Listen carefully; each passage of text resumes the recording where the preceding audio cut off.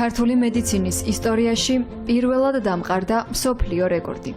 პირველი პაციენტის მიღებიდან 24 საათის შემდეგ კლინიკა მიკროდერმას ბოლო 363 პაციენტი ესტუმრა.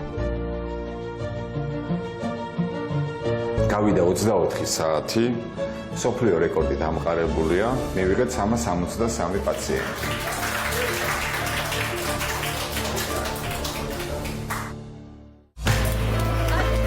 ინიციატივა დერმატოლოგიურ კლინიკა მიკროდერმას და ექიმების გუნდს ეკუთვნის.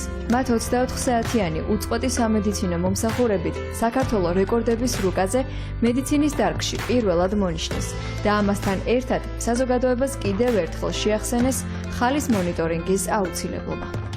ნებისმიერი ცვლილება შესაძლოა საფრთხეზე მიგვითითებდეს. ამიტომ კლინიკა მიკროდერმა პაციენტებს კიდევ ერთხელ მოუწოდებს არ გადადონ ჯანმრთელობაზე ზრუნვა.